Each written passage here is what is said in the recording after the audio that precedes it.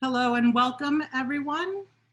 Just making sure, giving folks a couple seconds as we see the attendee numbers climb.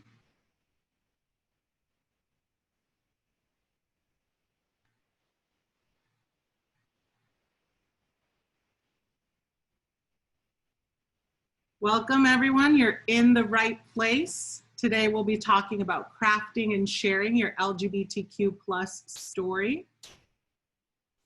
Hi, Sarah.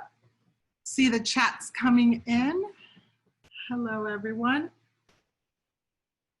Great, so thank you for joining us for today's session. I want to get started so we can maximize our hour together. You are in the right place. This is one of Out and Equal's virtual offerings, but you'll also notice that it is the third webinar in the virtual Expo series. So for those of you who might not know, the Executive Forum, or Expo as we lovingly call it, convenes LGBTQ and ally senior executives and business leaders from multinational corporations and federal agencies for professional development and in-depth exploration of the global landscape of LGBTQ workplace equality. We typically meet in San Francisco in April, but for obvious reasons that was not possible this year, so we've gone virtual. Lecture components such as today's will be made available to the broader Out and Equal community, so thank you everyone for joining us. Those of you who are in the Leveraging Narratives Executive Forum cohort, please note that we do have additional coaching and storytelling opportunities. If you're registered for the Leveraging Narratives cohort and have no idea what I'm talking about, or this is the first time you hear about that, please ping me via the chat and I will follow up with you. We will be having additional coaching opportunities for the members of that Leveraging Narratives cohort, but today's session, as I mentioned, is open to all. One more thing, sorry, before I forget, you will see that in the webinar, we have both the chat and the Q&A portion. So for those of you who've already started chatting, hello, talking to me, talking to each other, that's excellent. I encourage you to do that.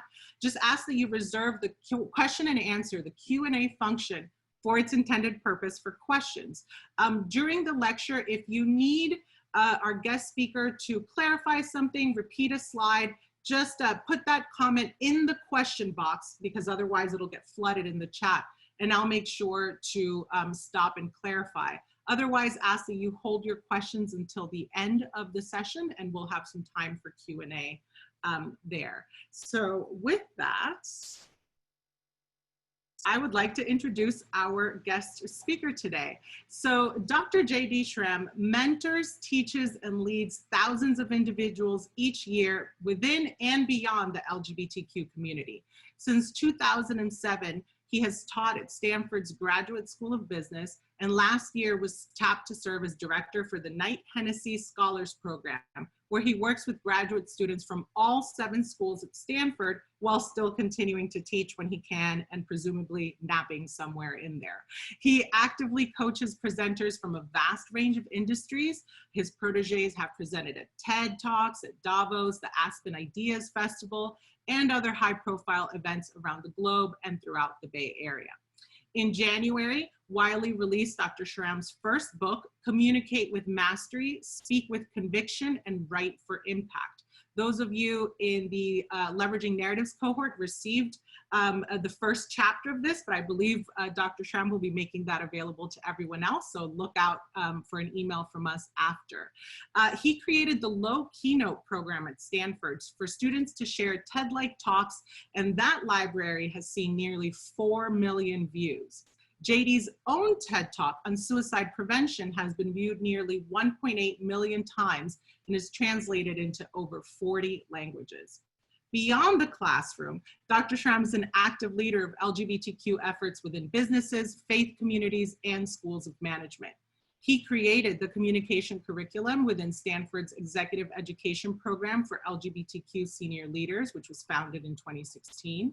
He's spoken to ERGs at Bloomberg, Amgen, Lawrence Livermore Labs, as well as at Columbia, Berkeley, and Stanford. Annually, he speaks at the Victory Institute for elected officials, as well as the Next Generation Fellows Program for emerging leaders. And he serves as an advisor to the Out for Undergrad organization, as well as Reaching Out MBA, or RAMBA, of which many of us are familiar with as well. Dr. Schramm earned his doctorate of education from Penn's Graduate School of Education, his MBA, from NYU's Stern School of Business, and his BFA in theater from Emporia State University in his home state of Kansas. He and his husband, Reverend Ken Daigle, have 3 children and make their home in San Francisco. And with that, I would ask you to join me. We're all silent, so just do it at home. But join me in welcoming Dr. Schramm to our webinar today. Thank you. And with that, let me just end the slideshow so that you can take over. Thank you, Isabel, not only for that lovely introduction, but for the invitation to be able to take this content, which we delivered last year for the first time at the forum last April in person, and have the privilege and the opportunity to convert this to digital format and deliver it virtually. And I love storytelling, and I love being able to help others tell their stories more effectively. And I look forward to the time that we have together today. We will end by 11 o'clock to honor our original commitment with you. And near the end, we will take time for questions. But as Isabel said, if there's a question that is just burning for you, that it's hard to go on without having me stop and explain something, put it in the chat box, and Isabel will interrupt my flow and say, hey, whoa, we've got to handle this.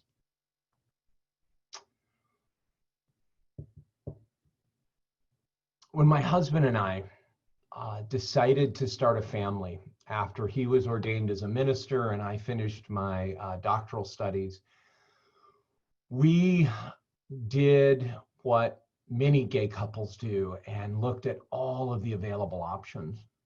Once we ultimately settled on doing an open adoption, we were advised by the agency to communicate to anyone and everyone our desire to raise a family, and to use all available means, that it was often a friend of a friend who may know of someone who's expecting that is seeking to make an open adoption available to that yet unborn child.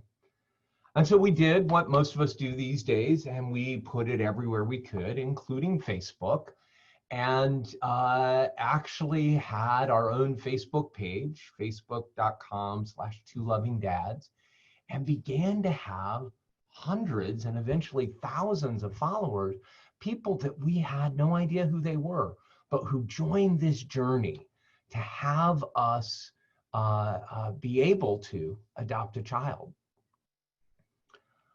Well, went through a lot of setbacks, a lot of disappointments. We were scammed a couple of times. We were disappointed a couple of times by women who, for good reason or ill will, changed their mind at the last moment. And my husband blogged about it, and we shared about it openly, that this was a tough journey to adopt. And after we had a particularly disappointing time in Houston, where we were taking care of a child in the hospital when the mother changed her mind because her own mother had stepped in and offered support, we flew back to San Francisco crestfallen. And we got a phone call about a week or 10 days later from somebody who had been following our story on Facebook. And she said, "You two are going to make amazing parents. My husband and I would love to conceive a child and give it to you for adoption." And Ken and I put her on mute, looked at each other and thought, this is a crazy person. Like, this doesn't happen. We unmuted and said, we're not looking for a surrogate. She goes, "I'm not looking for money. This is just something that my husband and I feel compelled to do." So we set up a time for another conversation where her husband joined her, and the four of us decided we needed to meet. We met. They drove up from Bakersfield to San Francisco. We had a great breakfast and a day together. They had 2 children already. One was 6 months at the time. The other was 3 years. And we all agreed this is unheard of, but let's move forward and do this. Go forth, you two, and have sex. By the way, it is a lot more fun for a gay couple, for a straight couple to try to have children than for a gay couple to try to have children. We just get to do more forms and fingerprints and interviews. They actually get to go do something more fun. So we told them, go off and do that. And they did. And several months later, they called us and told us they were expecting, and we were able to be a part of the pregnancy and ultimately the birth of our daughter, Roma. And the fact that this was somebody we never knew and we only found through the power of Facebook reminds me of the power of telling your story, both when it's going well, which is what a lot of people use Facebook for. I had a student a few years ago who said, fake news has always been a part of Facebook. It's just we're the ones who are putting the fake news out there about how great our vacation is or how much we love our job. But to also share stories when things aren't going well and when things are difficult and troubling, because it was out of Ken's desire to share the good and bad of that journey in Houston, which was our 4th or 5th or 6th match with an expectant mother. Because out of that sharing of our story, our daughter came into our lives. She has an older brother we adopted through foster care, and now a younger brother that we adopted through another open adoption in Nashville.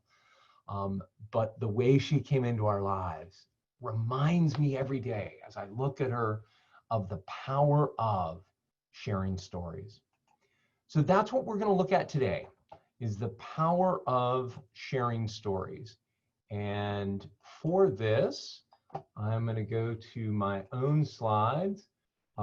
Isabel, keep me honest here. Are you now seeing my slides in full screen mode? We are good to go.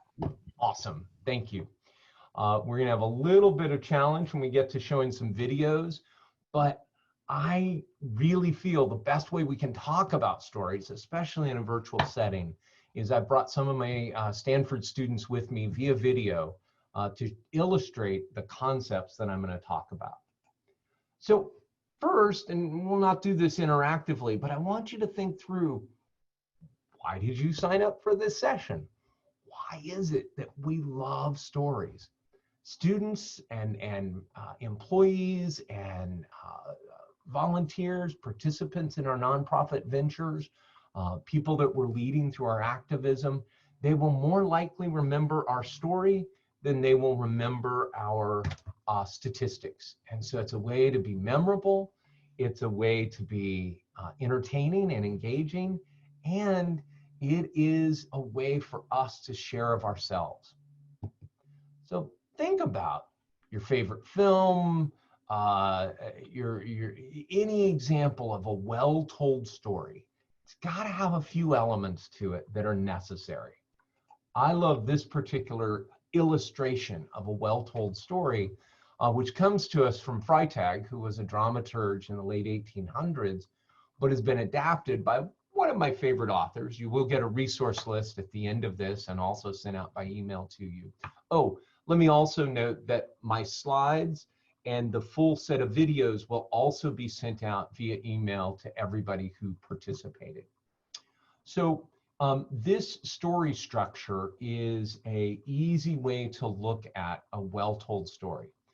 I'd change it just a little bit. You got to have some opening exposition, some background, some context, and then some sort of conflict, an inciting moment that leads to, and that's the heart of the story, the rising action, the climax, and then there's some sort of falling action, often called the denouement, and a resolution.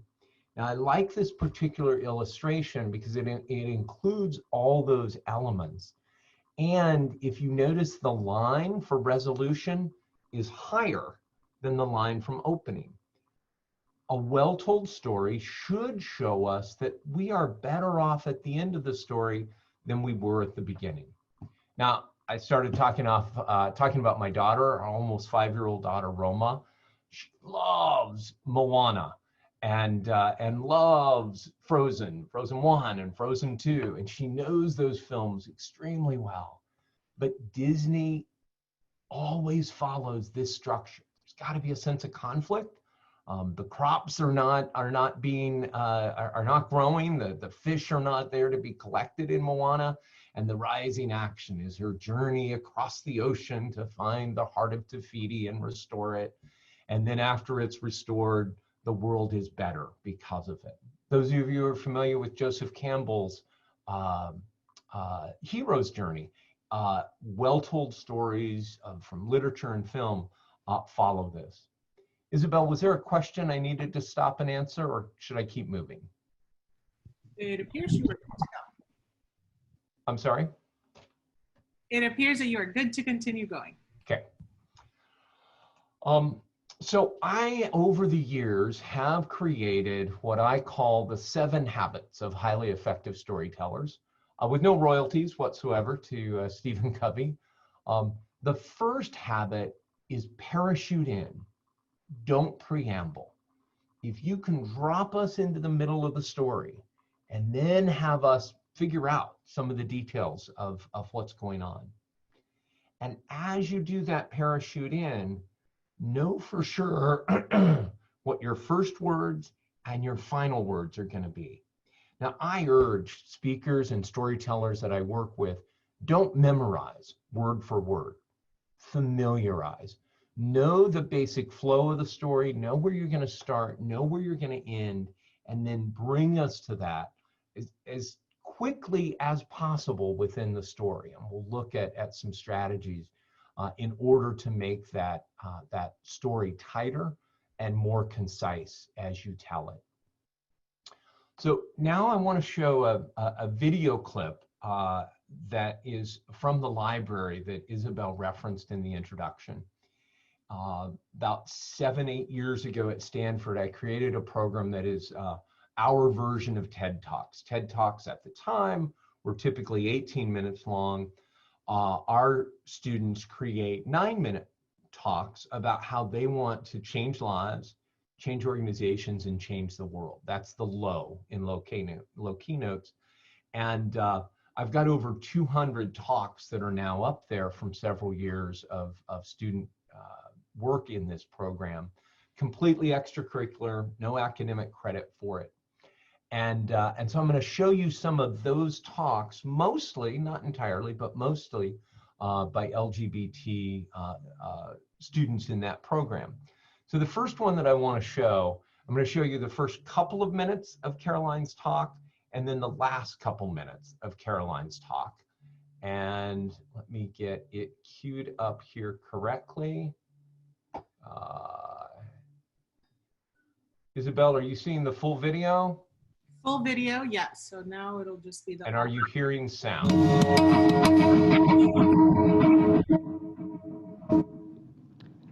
When I was 2 years old, my parents noticed that I was not speaking. Quickly thereafter, the doctors diagnosed me as deaf.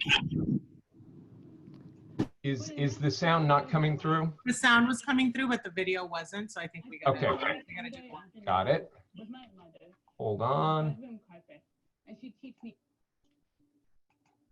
This is one of the challenges of doing videos with 2 screens. So I know how to correct it, and I do have a workaround. Just give me a second to get to the workaround.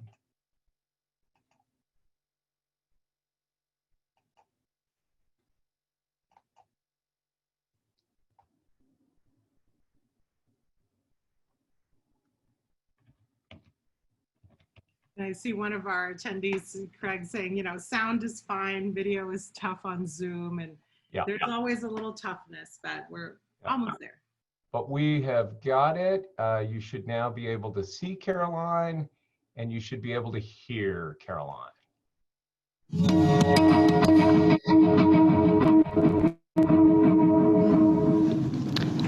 When I was 2 years old, my parents noticed that I was not speaking. Quickly thereafter, the doctors diagnosed me as deaf. For the next 12 years of my life, I learned to speak. I spent many Sunday afternoons with my mother on the bedroom carpet, and she'd teach me words. We call these sessions words.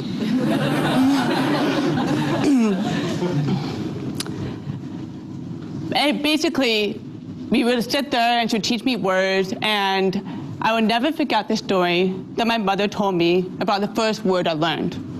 It was the word up. She held me in her arms, and she carried me up and down the stairs. And she said to me, Caroline, we're going up. Up we go. Up. All my mom's friends and family thought she was crazy, taking on this grand project. But I watched her say the word up. I see how she opened and closed her mouth. Up, and close with a pop. Finally, she would take my hand and she would place it on her throat, and I'd feel through the vibrations what kind of sound she was trying to make. Finally, at the age of 2.5, I said the word back to her, up. When my mom heard these words, she was so overjoyed. She cried tears of happiness. I asked her, why did you teach me to speak instead of teaching me sign language? And she said, Caroline, it's because I wanted you to connect with anyone in this world. I wanted you to introduce yourself and say hello. I wanted you to stand in front of an audience and express yourself and your ideas.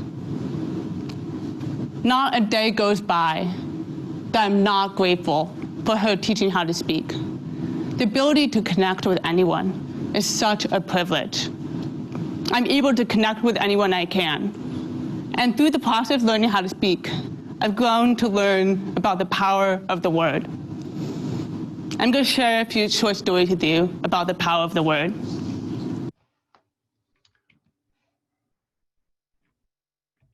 And then, just a few moments later, she ends this way. You measure life through words.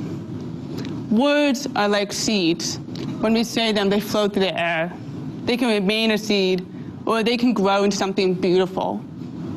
Words can distance, or they can connect. Words can harm, or they can heal. And words can transform lives, like they have done for me. All of you, as you go through this life, think about how we use the power of the word to connect, inspire, and to lift up. Thank you.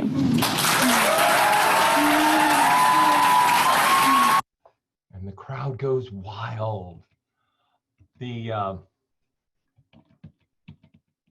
love the way that she was able to introduce the concept of being deaf at birth, why her mother chose to do this, almost an Annie Sullivan kind of story, and then being able to end with the word that was the first word she ever spoke. Now, I'll include the link to Caroline's entire story, and you'll hear her entire talk, where you'll hear the 3 stories that she tells within that. But the concept I wanted us to start from was that sense of being able to parachute in and know where you wanted to begin and where you wanted to be able to end. So with that, let's go to the next concept. And that is being able to follow the Goldilocks theory of details. Now, I trust we're all familiar with the Goldilocks story. It's not just an American story. I actually have had international participants in sessions I've taught tell me variations of the different Goldilocks story. But at the heart of it, Goldilocks, the worst Airbnb guest ever, had no reservation, broke into the house, broke furniture, ate food, and then was still there when the host came back. But the part I like about the story is when she came in, one chair was too big, one chair was too little, and one chair was, say it with me, even though I can't hear you, just right. One bowl was too hot, one bowl was too cold, and one bowl was just right.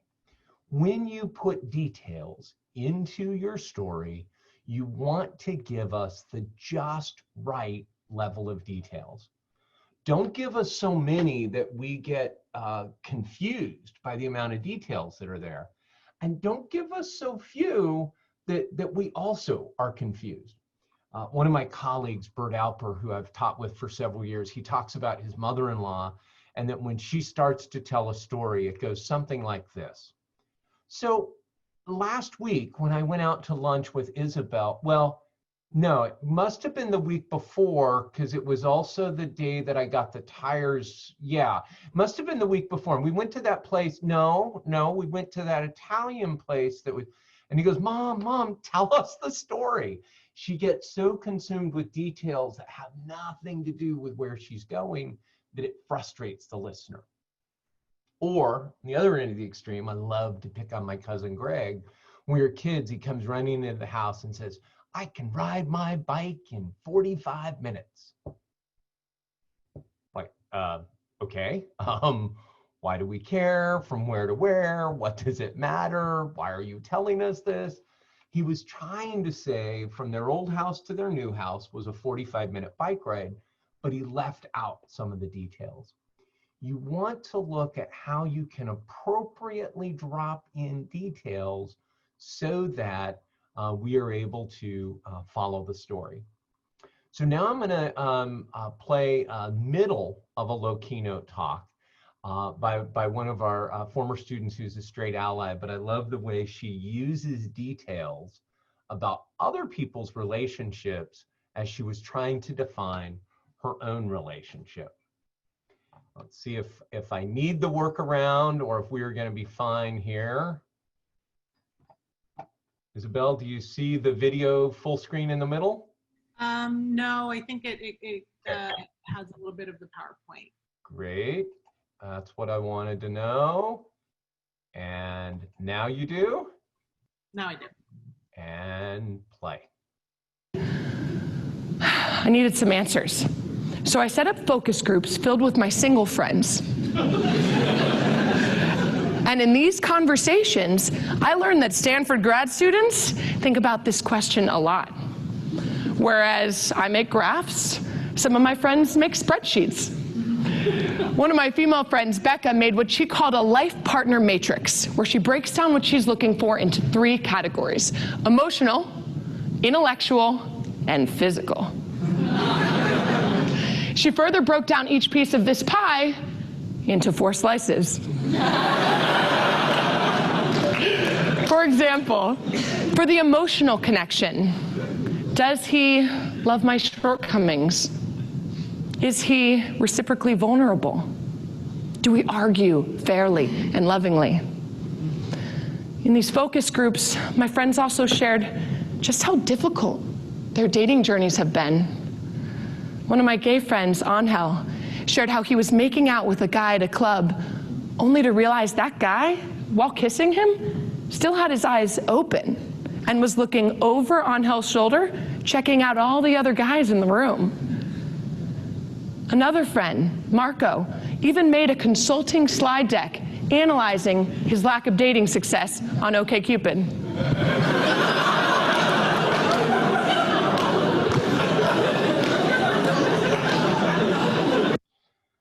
I'm a little, each time I see the consulting slide deck, it goes by pretty quickly, but I'm always bothered by the line at the bottom.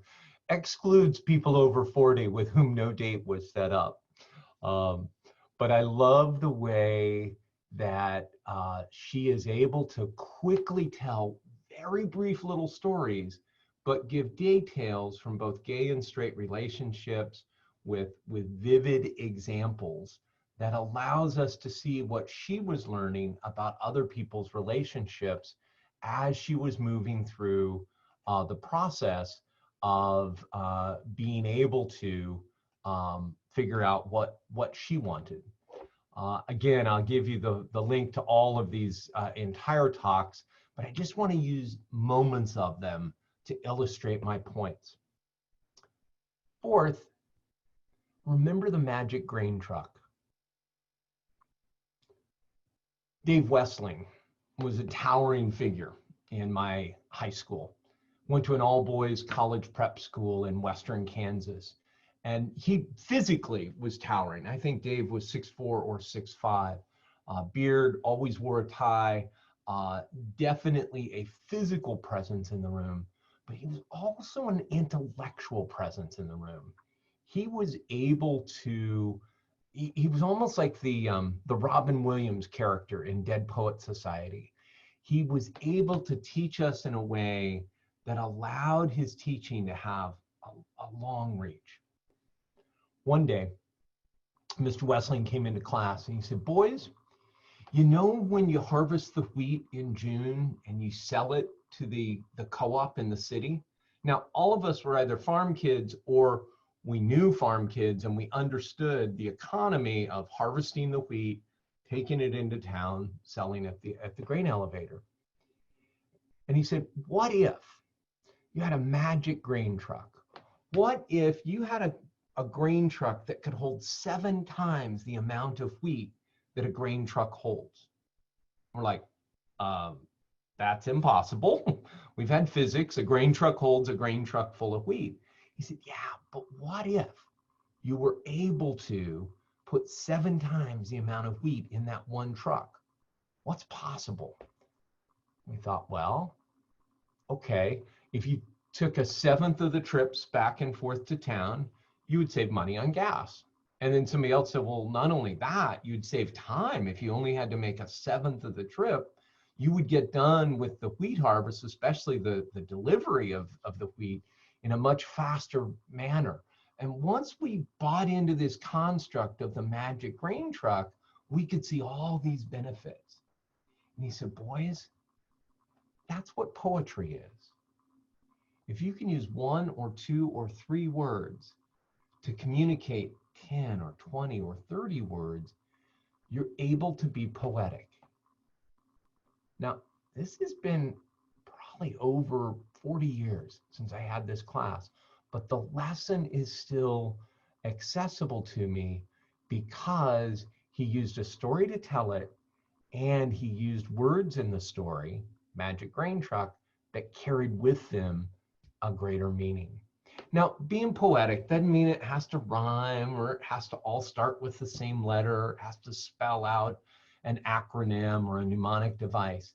It just means using language to stand in for other language that you might use.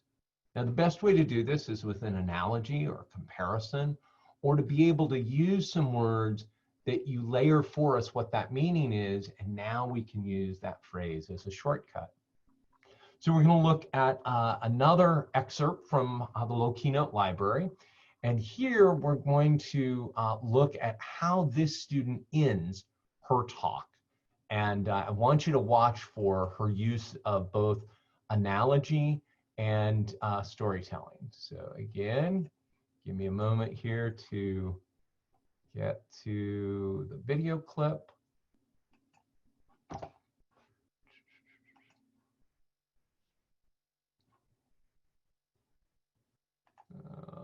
Okay, there we go. And let's go back to here. In post-production, of course, I'm sure we can edit all of this out, but for today, it's how we're operating.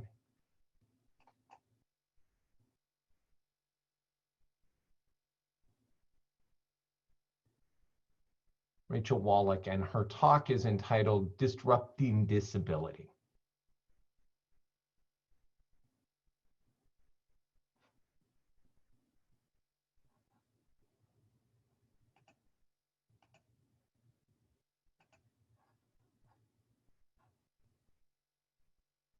Okay, we seem to be, here we go. Lying on the optometrist's black leather couch. Hold on. Yeah.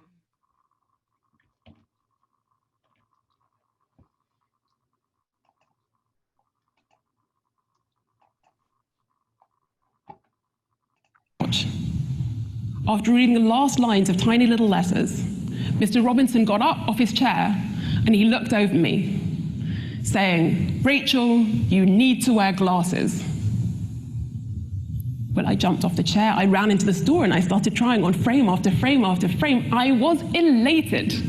And I have never felt more glamorous than I did back then, aged 8 years old, admiring my reflection with my brand new hot pink plastic glasses. 10 years later, I was also lying down. This time it was a hospital bed. This time was different. Again, a doctor got up and he leaned over me. This time he paused before saying, "Rachel, you're going to need to use a wheelchair." But this time there were no choice of frames. Physiotherapist ordered my wheelchair. And the first time I saw myself sitting in it, I didn't recognize myself. But are glasses and wheelchairs really so different? It's not just perceptions of how I look, it's also perceptions of who I am. I'm going to let you into a little secret. People often tell me I am inspirational because I use a wheelchair, yet I backpack around the world. I use a wheelchair, yet I have a job. I use a wheelchair, yet I drive a car. But back when I was just a glasses wearer, no one ever told me I inspired them. But why can't we see people who wear their wheels like people who wear glasses? Why can't we treat people who wear their wheels like people who wear their glasses? That powerful question at the end of that segment and her use of the analogy between hot pink glasses for an 8-year-old and a wheelchair for an 18-year-old has forever changed my experience of people who are in wheelchairs. I'll be, well, before COVID-19, running through an airport trying to catch my flight, and I see somebody in a wheelchair, and I think hot pink glasses. It is forever transformed how I think about individuals in wheelchairs. I went to a birthday party recently with my daughter, and the little girl who it's her birthday had on hot pink glasses, and I kept seeing wheelchairs in my mind.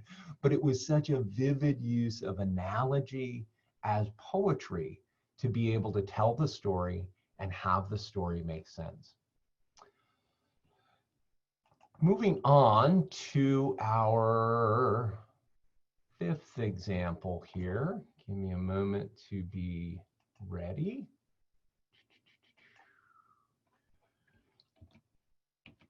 Okay.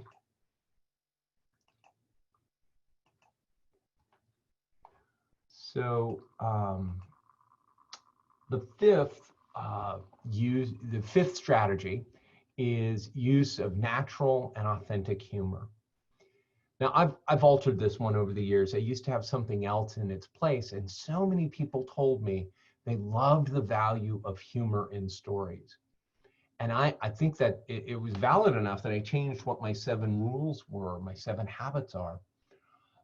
But I want to be careful about how we talk about it. First of all, you do not have to be a comedian. You do not have to be a joke teller. And in fact, joke tellers and comedians who are doing that for the sake of a laugh rather than to illustrate a point, often there's a level of inauthenticity to I mean, it's a great skill. I love going to stand-up comedy, but that's not what we're talking about here. Both being natural and being authentic in how you're able to integrate humor into what it is that you're doing. I try to use humor. I can't tell if you've laughed or you've gone to your email or you're looking at Huffington Post and what happened in the news today. I just have to, in a virtual setting, do my level best. But when I'm face to face with people, I'll laugh with them, I'll smile with them, I'll let them know that I'm happy to have that sort of feedback.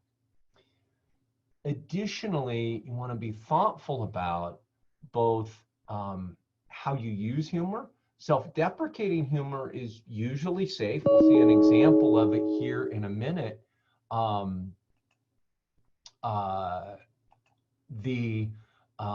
But you want to be careful not to use self-deprecating humor in a way that you give away your credibility.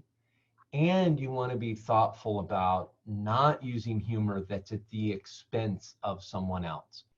That can be very dangerous, very painful to just go for the sake of a laugh. And I wouldn't expect that we would do that, but I do want to put the caveat out there. Now, I am going to share one more video clip here. I think this will be my last video clip if I succeed with it. And this time, I'm actually going to go to the TEDx library. And I have a listing of TED Talks and TEDx Talks, as well as low keynote talks that we'll send out as follow-up material.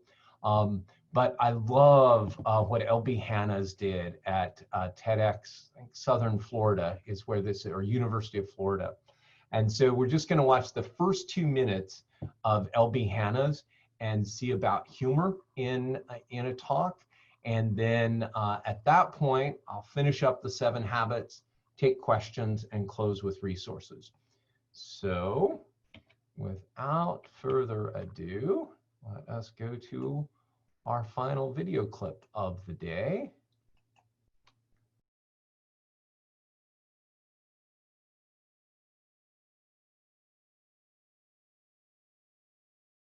LB's entire talk is wonderful, but I love how in just those first few minutes, he is able to use short and longer stories to illustrate his point and use such authentic and natural humor as a part of it. It's also clear about, you know, a Goldilocks level of details, and just a really good example of the concepts that we have been talking about here. So with that, let me go into the last 2 principles and field your questions if there are any. 6th is to use silence. Silence is one of the best storytelling tools in our toolkit. You can use silence to create suspense. You can use silence to let an idea drop and resonate, and people reflect. You can use silence just to frame a concept or a word that people are unfamiliar with.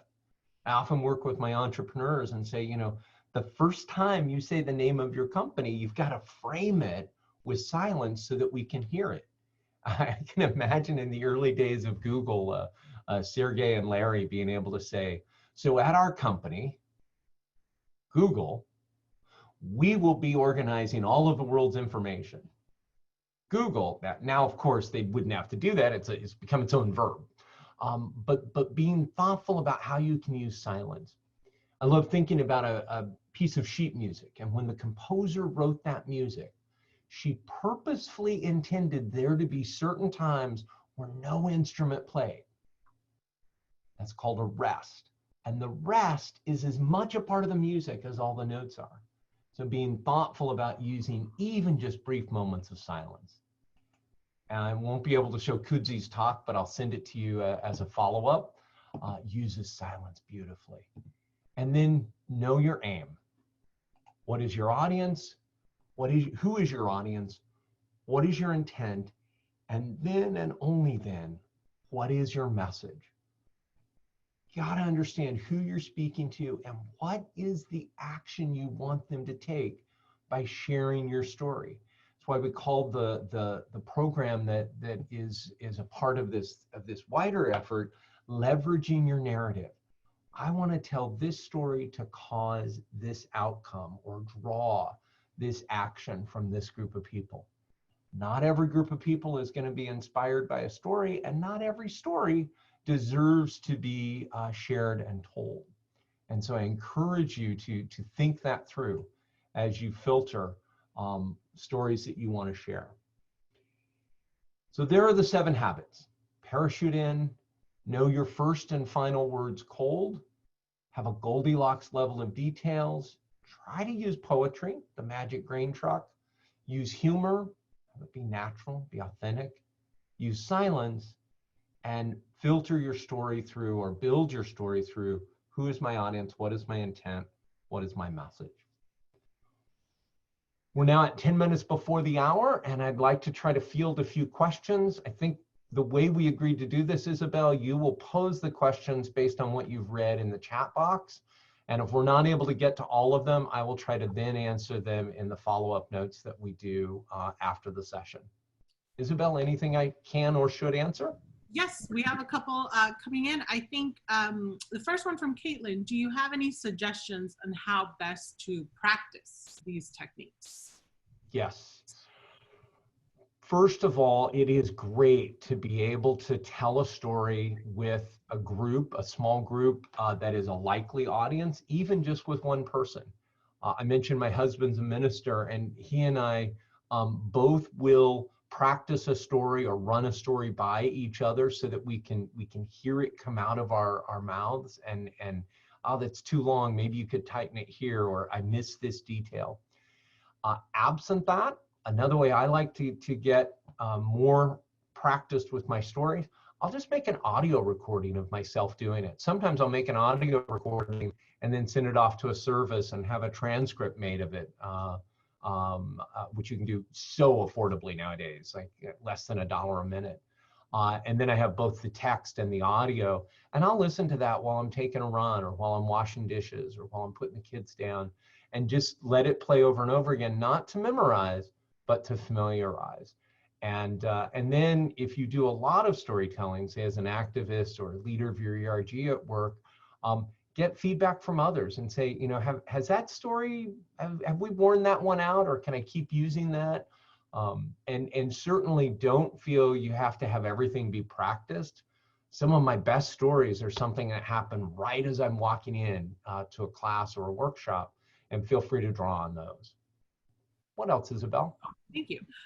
What are some best practices when you can't see the audience reaction? Like now when we're virtual and you're talking to the screen. Fake it till you make it. Act like you are getting through and you're having an amazing experience up there as a teacher. If possible, and I rarely am able to do this anymore, if possible, at least have one person in the room with you.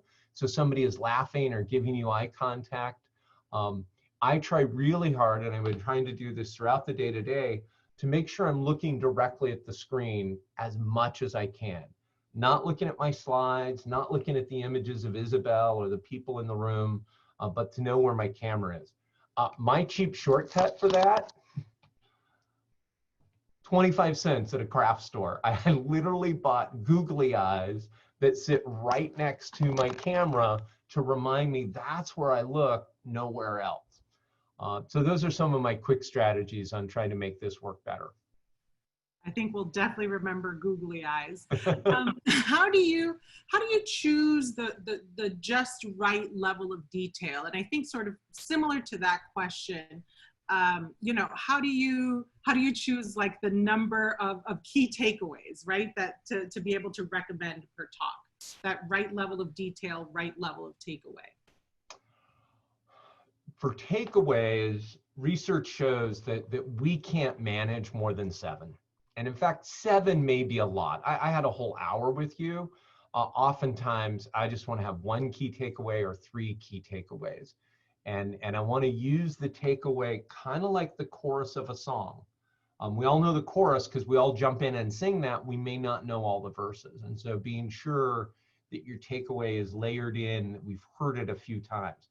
I built my takeaways in front of you, knowing that I was going to give you 7, so that it'd be easier for you to process. And you may remember 1, 2, and 3 better than 6 and 7 because you haven't had as much time with them. The first part of the question about details, almost always we can go shorter and shorter. We can make it more concise, but you want to be sure you have the details that play into the story or bring us into the scene. In L.B. Hanna's story, he talks about being in the grocery store buying Cheerios. It doesn't really matter what breakfast cereal he was getting, but buying Cheerios is better than shopping. What is shopping? Buying Cheerios, I can see, and I can see it go into the cart. Those of us who are parents, I can see, no, not Fruit Loops, Cheerios, like, you know, but enough details that we see ourselves there, but not so much that it is confounding to us. Excellent. Thank you. I would say just a final question for you. Do you have any recommendations, references, sources for how to develop and collect metaphors and analogies? Or is this more of a gift? You know, is this just a gift someone is born with, or is this something that we can work on and develop? No, absolutely can be something we work on and develop. I work with new leaders a lot of times. Our new dean came into the business school a few years ago and was like, JD, yeah, I know you want me to tell stories. I'm not from here. I don't have stories. I say, great, John. Every alumnus, faculty, and student you interact with, ask them to tell you a story and build your repertoire of stories from that which you hear from the community until you have your own. 9 months later, when I saw him do his first welcome to incoming MBA students, he started with 2 stories from alumni that he had heard on a listening tour. And so they don't have to be your own stories, as we saw with Jackie Bello and her talk about being 29 and still single. You can take other people's stories and tell those until you have your own. And there's a book, which I don't have on the resource list, but I will add to it, that I believe is called the pen drop principle.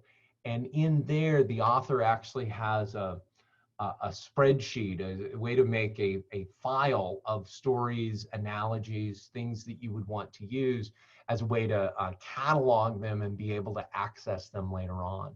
And so I'll include that in the notes that we send afterwards. I may even have an example of her story file. But it can be, you know, as simple as index cards that you might use. Oh, that index card does not show up. It's green and I'm sitting in front of a green screen. But it could be index cards. It could be an Excel spreadsheet. It could, you know, be this form. But capturing them and then remembering them. And sometimes other people can tell us which stories are working and how to use them better than we can because we're so close to them. Excellent. Well, I want to thank you so much for joining us today, Dr. Schramm. I've seen a lot of chats coming in with folks thanking you for sharing your expertise, thanking you for sharing those excellent resources. And just as a reminder for folks on the line, we will be sharing those materials with you after the call. So Dr. Schramm will make those videos available to all. I ask that you just give us probably until tomorrow morning, as it takes a minute to render the video. And to your point, we'll need to make some edits in the middle to deal with our second screens. But just want to thank everybody for joining us. And really quickly before we go, and I won't even bother with the share screen, it's just the image, just a reminder for folks that the Workplace Summit call for proposals is closing next Friday. So if you have not had a chance to submit your proposal, you still have a week to do so. And if you have any questions, please feel free to email me at iporras@outandequal.org or university@outandequal.org if that's easier to remember. And also to remind you of our upcoming June virtual offerings. A couple of days on June 9th, we will be having a Brazil community meeting.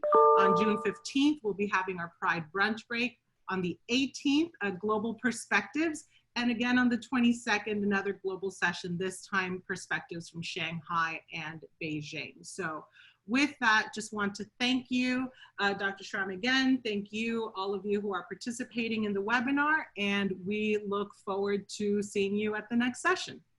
Thank you, everyone. Excellent. Thanks, everybody. Thanks, Isabel. This is a great way to spend my morning today. Thank you so much. We'll be in touch.